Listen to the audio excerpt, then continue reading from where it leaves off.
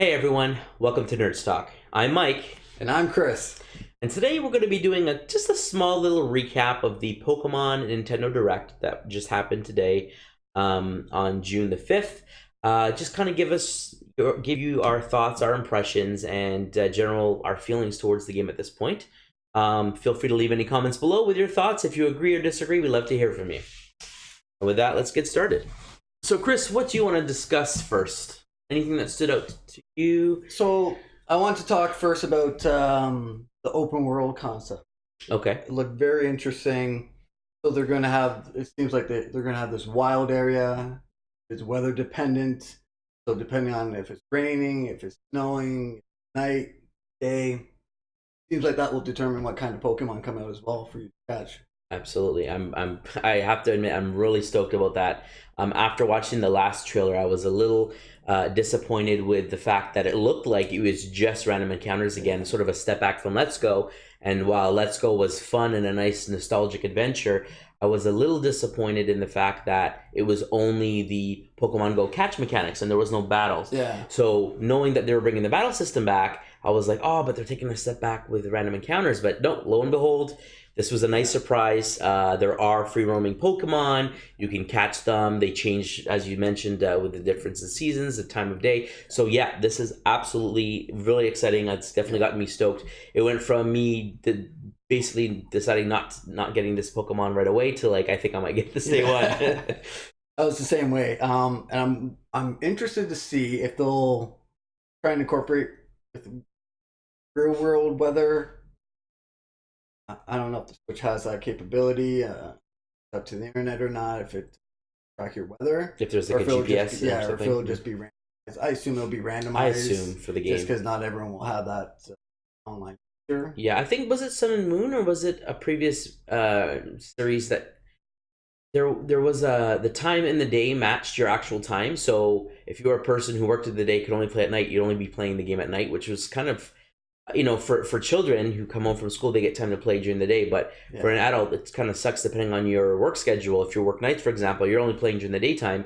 You literally have to go and change your clock Yeah. to change the date. Yeah. So it would be nice to have the day-night cycle not coincide with real time, but change dynamically, sort of like Zelda Breath of the Wild did. I think it was 5 minutes of our time. It's been a while. I think it was 5 minutes of our time was like a day in the actual game or something like Yeah, that. so it's all based on your gameplay amount of Yeah, time, yeah. changing days. So you get to experience multiple days in a play session and perhaps multiple seasons depending on how many hours you put in. But And I know Sun and Moon.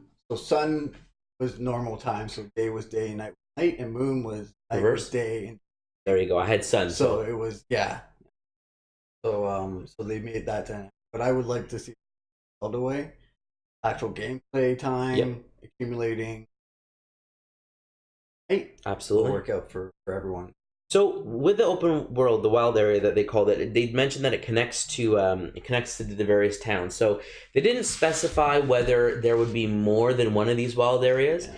And my speculation is that there has to be at least another one, possibly two. And the reason I say that is if you look at the map, and I can't pull it up here, I'll see if I can superimpose it in the video for you guys. But in the map, it shows this sort of elongated region, and it looks like you start somewhere near the bottom. Okay. And the very first area is what seemed to be what they showed in this particular direct. And it showed the grass stadium, it showed the first major town, there was a wild area or open area before it, but then there also was what looked like a big open area after it as well. And considering that there are going to be multiple gyms, multiple towns, it would be kind of silly to assume that there's one area that every single town connects to, because then basically the area that you're exploring to find a lot of these Pokemon is the same area over and over and over again. Yeah. Even if it is big and vast, there would get to a point where it's like, well, I've been over these hills again. Now it's snowing. Maybe I'll find another Pokemon, but it's the same old, same old. It would be nice to know that, okay, you have this open area, and then, okay, if you go further north past that first village, there is now a more rocky area or more remote snowy area, and the actual areas, while they can change dynamically with weather, the actual layout would be different enough that kind Yeah. of makes you want to explore 2 or 3 different regions. Yeah, because one region you get bored, it'd be stagnant. Yeah. You'd be like, oh, I've been over this. Okay, now there's rain. Same thing, same area. So having different terrain would be nice. Yep. Having different locations that, something that always bugged me was having to travel back somewhere that I've already been to go over something and then firing off from there.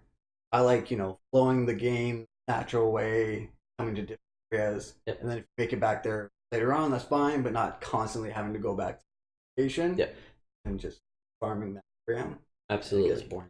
So if we assume the natural layout of 8 gyms and then your Elite Four and then your champion, if they follow the same formula as they generally do, with the exception of Sun and Moon, and they say that the wild area connects multiple towns, if they had 3 wild areas, each one connects approximately 3 towns. One of them connects, let's say, 2, but then there could be that Elite Four area that branches off. So that could work. That could basically be 3 big open world areas that you can explore with 3 towns connected to it, and then you go to the next area and the next area. I think that would work really well in kind of, again, giving you a little bit more difference from the same area, which I'm hoping that's what they're doing. Yeah. And at the same time, making it more than just... I would compare it to Ocarina of Time, where you have one giant hub world, and then you have your branching, 3 or 4 smaller sections off it. So let's hope that's what they're doing. It looks like that's what they're doing. Like I said, they didn't mention it explicitly, but I don't think they would have really revealed every single thing in this one, correct? Yeah. So that makes sense. So that's definitely exciting.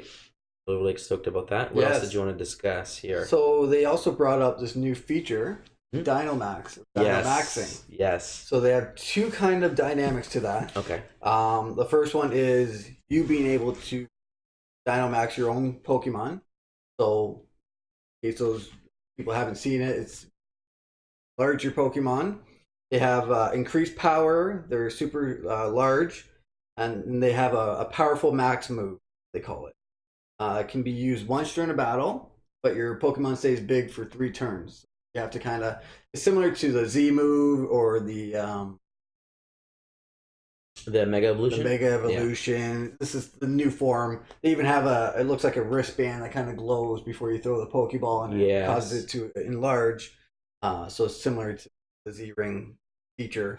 But so it's just another thing where just like those other moves like Z-Ring, Mega Evolution, you get to use it once, you get your move done, and then that's it. It's done. That's it. So and done. They mentioned it was you have 3 turns before shrinking. Now, did they specify it can be used once per Pokemon per battle, or just once per battle? So if you have a team of 6, and you're in a battle, let's say with a trainer with 3 Pokemon, or let's say a gym leader with 3 Pokemon, of those 6 Pokemon, you can only use Dynamax once for that whole fight. Again, I know it's a direct; they don't specify everything, but I wasn't sure if that's what they meant. It's a one-time, one use per battle, and you have to choose which Pokemon you want to use. Yeah. What's your thoughts on that? So in the past, it's always been once per Pokemon. Okay. So I assume they might go that route again. Okay.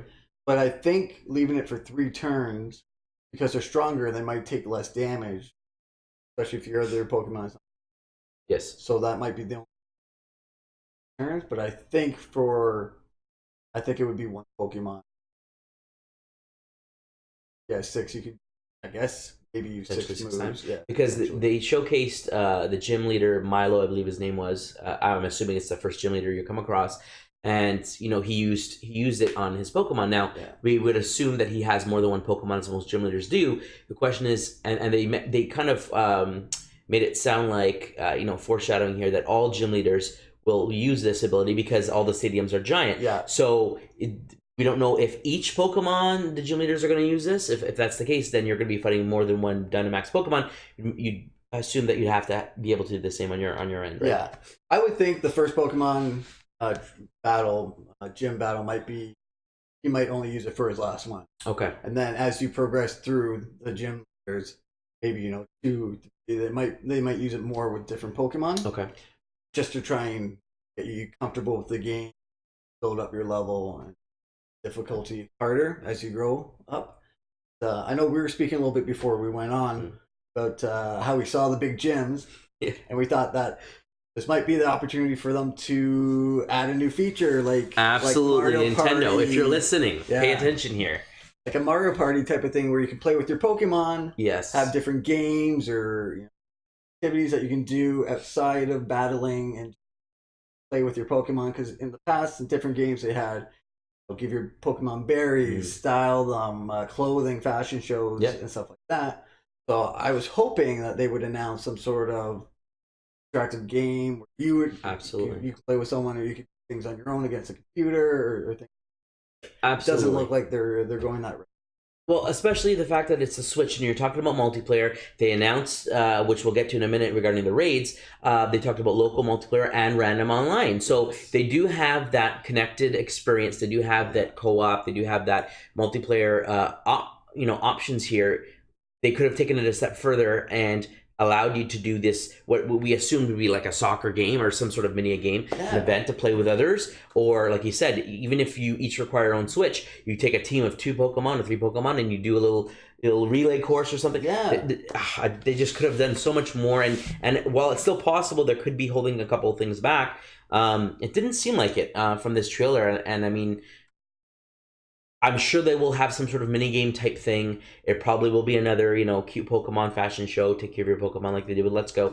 But I just really wish that they added some other new element. The Dynamaxing for me wasn't a feature that I was super excited about. Again, it was just, hey, it's Mega Evolution times 2. Yeah, so exactly. I'm not too crazy about it. It was kind of like, okay, whatever. Whether it was there or not doesn't bother me. I was more stoked about the open world, non-random encounters. Features that are there, and while yes, there are still random encounters, that the wild areas are definitely what was drawing me to the game. Yeah. Personally, So the other part of the Dynamaxing was the raid, the max raid battles. Okay, yes, max raid battles. Yep. So you and 3 other people, they could be all in one spot all together. You can have 4 friends in your house, or you could have 2 here and 2 online, Yep. or yourself and just everyone else online. Battle 1 Dynamax Pokemon, which is quite interesting. This raid style feature that they're having on. Brand new feature that they've never had in a game. It looks really interesting, to be honest. Trailer, it looked like there's lots of little areas. It looks like those beams of light, yeah, up in the air. Those are those locations for the raid. So it looked like there was multiple choices that you go into. Fun to do, and you have a chance to catch that Pokemon after. They were saying that some of the Pokemon can only be available in the wild after you catch it and release it. So based on the trailer, based on the direct, it showed not legendary Pokemon. It showed regular Pokemon. So we saw Quagsire, we saw running some blanks here. We saw Gyarados, and we saw another one that's slipping my mind right now. And these are regular Pokemon, and after the fact, when they were roaming the wild, we did see I think it was a Milotic, which was a mythic or more rare Pokemon. So I mean, I would assume these ones clearly are only going to be available after you encounter them. Right, yeah. But it looked like, again, you're also finding commons or uncommon Pokemon in these raid battles. So it kind of makes me wonder: is this just a random Pokemon generator that you have to do multiple times in order to now encounter them in the wild? And up until you do that, the wild is more bare.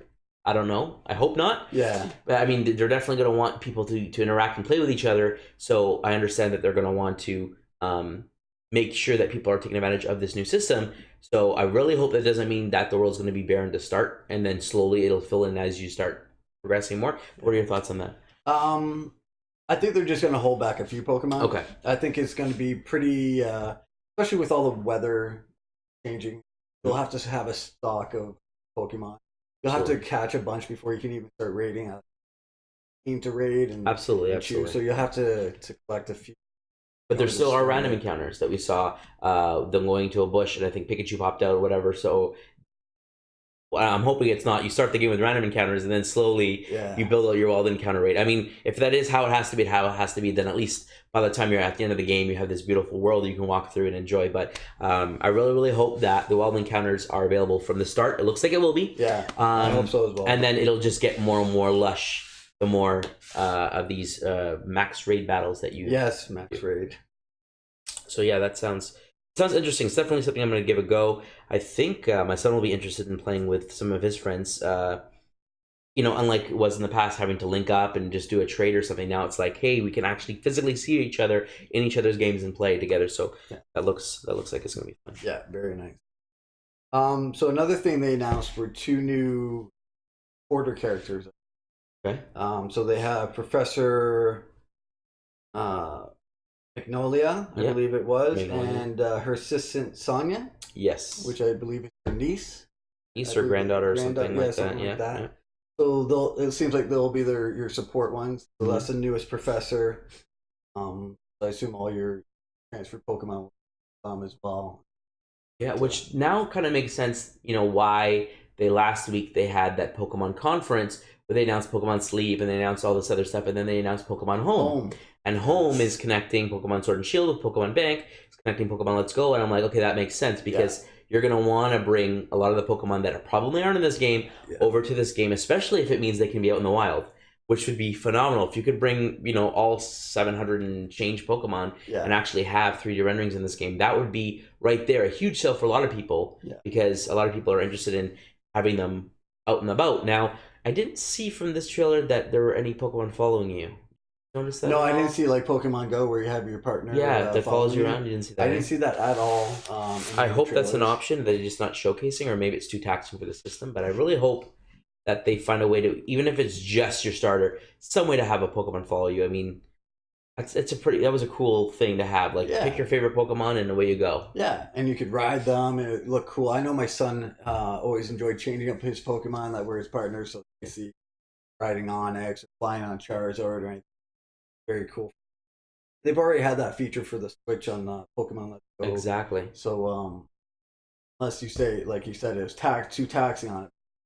Can't see it Because it didn't have taking open too world. It much. was like, Yeah. route system, route 1, route 2, route 3, and those sections for the most part had maybe 3 trainers on the screen at once, which are static for the most part unless, the odd one that's running around. Yeah. And then you have the popped up wild Pokemon. So I'm wondering if it's a situation of, now that you have a partner Pokemon out, there's only so many Pokemon that can spawn at the screen at a time. In fact, if I remember, I think it was Viridian Forest that was caused the system to chug a bit with all the spawning of all the Pokemon. So I'm wondering if this is a giant open world where you can freely roam the camera. That means it's rendering that whole area, and there's wild Pokemon roaming about. Will it be too much to, in addition, have whatever random Pokemon you've chosen as a partner? It might be too taxing. I hope not, but Yeah.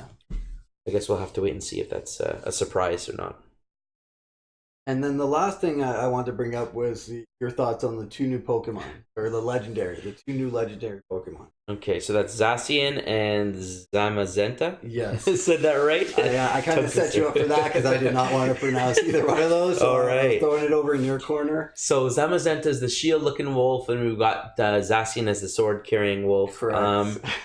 So I think ultimately, based on the logos, based on my favorite color being blue, based on just everything that was shown, I think Sword will be the game that I want to go with. Yeah. I do. So I mean, I think the designs are pretty cool. I liked Zamazenta's design better in the fact that he himself is the shield, Yeah. and I think they kind of missed an opportunity not making Zacian as the sword. And I mentioned this off camera that I think that they could have somehow made the design where, from the point of his head being the hilt down to the tail being the sword, his body essentially being the sword, and him swinging his tail or somehow swinging his body around in such a way that he himself is somehow embodied the sword, or maybe having some spikes or something coming out of him. Somehow just making it a little bit more him being the sword, like Zamazenta being the shield. So they kind of missed the opportunity. He still looks cool. A dog carrying a sword looks pretty dope, regardless. Yeah. So I mean, I definitely want to get both legendaries. But we know with most generations, with the exception of Sun and Moon, each generation gets a third game. Diamond and Pearl. Ruby Sapphire had what is it? Emerald, and then you had Diamond and Pearl had Platinum, if I remember correctly. Yeah. So there's that third legendary. That Blue third and red had yellow. Exactly. So yeah, so it makes you wonder. During that trailer, the wind coming on, both dogs looking up, they were both like protecting themselves. Is there a third dog? If it is, what's it going to be? There's a sword and shield. Is it going to be a helmet? Is it going to be like a suit of armor? I don't know what they're going to do with it, considering it's supposed to somehow be related. Yeah. It'll be interesting to see kind of how that works, but it looks like they're hinting at a third possibility or some third. If you're talking the 3 legendary birds in the original, the 3 legendary dogs in the second one, and so on and so forth. Is there a third legendary, or is this just like Sun and Moon, have your line in your pad? I would assume they're going to keep going with even the last one. They had the third one coming, Ultra Sun. Okay. So I think they've hinted at it already with Yeah. the rolling of the Leafs and everything. I Okay. think there will be a third one. But I was quite impressed. I know we, as talking before, the graphics when they Mhm. introduced Yeah. how sharp it looked. Understanding it's a render, but Yeah, but I was really impressed, and Yeah. that kind of got me excited to try and collect these. yeah. It'll be fun to work on. Do you think they'll have cinematic cutscenes here to introduce a legendary Pokemon or a gym battle or something, or do you think it'll literally just be what they showed in the first trailer, where it's like, them animating and walking in, but it's all in game? I would like to hope that they have some cutscenes, especially with the yes, they have a bigger system that they work on throughout the whole game. Not Yeah. legendaries, but cutscene. I doubt they'll have some voices. I know Detective Pikachu is Mhm. actually going on Pokemon script going, and you have Yeah. to read along. Interesting to see. I didn't see any text or hear any talking in the trailers, which is typical, but they didn't hint on which way they're going away. But it'd be interesting to see. I figured if they're going to show more, it'll probably be at Nintendo's Treehouse stream, which happens after their direct, where they do the 3 days of nonstop streaming. They generally go through the games that they talked about on the stream, Yeah. and then they show a little bit more. So they probably will dive into Sword and Shield, probably show the first area, show the wild encounters and all that kind of stuff. So I'd assume that's where they would show it, and you'd see voice acting if there is any, that kind of stuff. Sort of like they did with Let's Go. So I think they'll probably show it there. I don't expect to show much actually during the direct. I think they'll say that for some of the games we know that are coming, and perhaps some. I guess we'll have to wait and see at that point in time. So overall impressions: did you like it? Did you not like it? Were you more excited, less excited after seeing it? So I did like it. I am actually more excited. I was excited before Okay. For this release. It being the first game on Switch, I've been playing the game pretty much. I stopped a little bit in between, but I started with blue. I picked. My brother was red.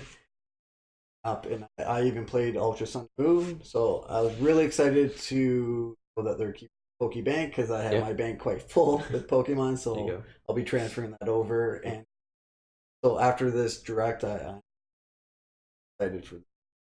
Awesome. Wait for it. Awesome. And it comes out November 15th. Yes, it does. 2019. Also available in a special double pack. But what were your thoughts on the game? So before, like as I mentioned before, watching this one, I wasn't thinking I was going to get this a day one purchase. I'd probably wait for a discount just from timing with all the other amazing games that are coming out and the lack of time that I have to get into those games. Let's Go, I got it, I played it, and I didn't beat it. I think I got to the 8th gym and I stopped. Just from time. Same. I'd love to get back to it and finish it, but it's just one of those things. It's like, you want to level your Pokemon, you want to catch them all, you want to do all sorts of things, and it's just is a time sink. So for me, I was like, okay, I'll probably get to this on sale and get to it eventually, and my son will probably get maybe a Christmas gift or something like that. But after seeing the fact that there is a wild area to explore, that there is not just random encounters, but available Pokemon in the wild, definitely got me to the point where I'm kind of feeling like I have that itch to jump in right away and explore the new region and new Pokemon. So definitely much more excited after this direct.